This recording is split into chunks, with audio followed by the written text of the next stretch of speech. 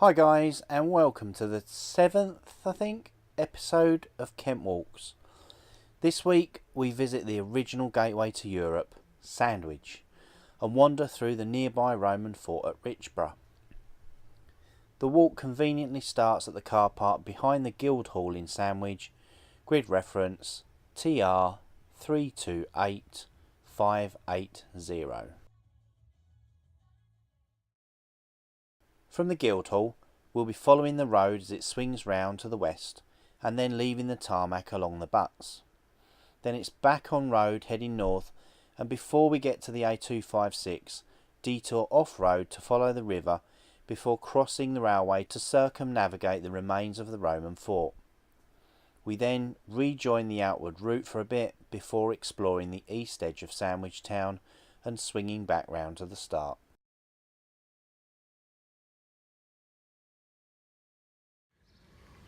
Now, before England had an official navy, 5 of the southeast's most important ports, Hastings, New Romney, Hythe, Dover and Sandwich, were given certain rights and privileges, such as tax exemptions, freedom from customs duties and trading concessions, and were formerly known as the Cinque Ports. But each town was required to supply men and ships whenever the monarchy required. Because of the allowed subsidies, these ports became some of the most affluent commercial centres in Europe, which also made them rather attractive for pirates and smugglers, and violence was far from uncommon, and Sandwich in particular was regularly raided by the French and Danish.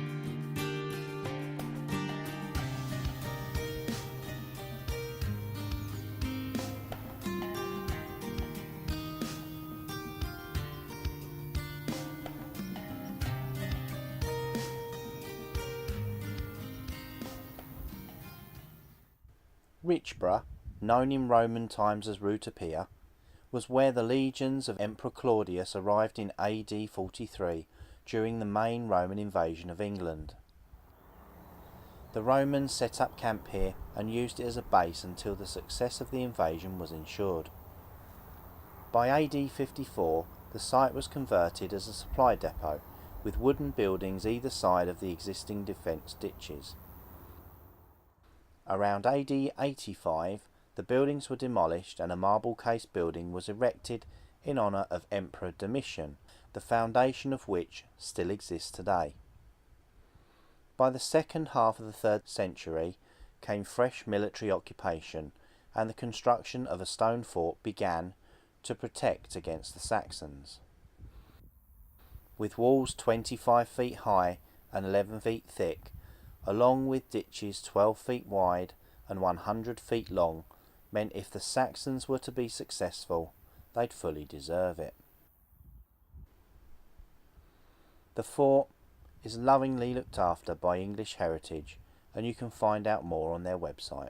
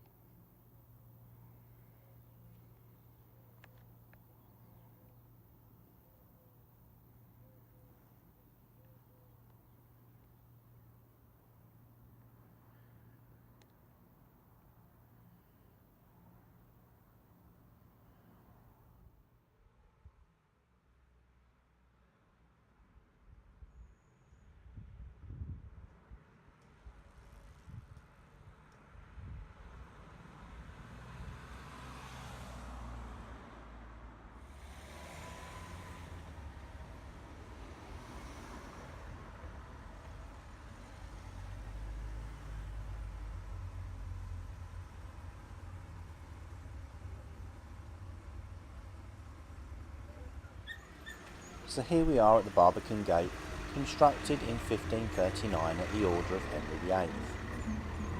Although it wasn't a gateway to the town, it was part of the outer defensive works, with half-round neighbouring bastions, which helped defend our beloved England from attack.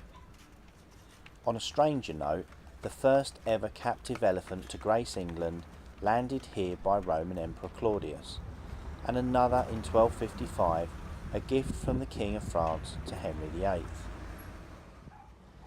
The latter elephant allegedly killed a Kent bull near Wingham on its way to London, when the male bovine charged at the great beast and was consequently launched aside in a single elephantic move. Is that a word? It is now. In 1457, Sandwich was attacked by 4,000 Frenchmen, mainly from Honfleur, and much of the town was laid to waste. Many citizens were killed, including the mayor, John Drury.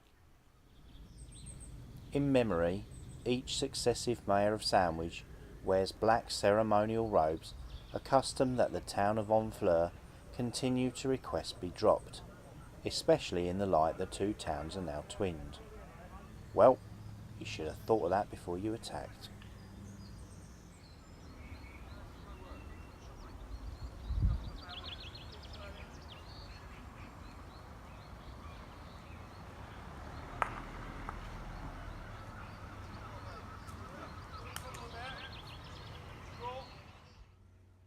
So we're almost back at the car park, and it's been a scorching hot day. Please, if you're going walking in significantly hot weather, do take precautions. Sunscreen, a hat, plenty of water. Thanks for watching.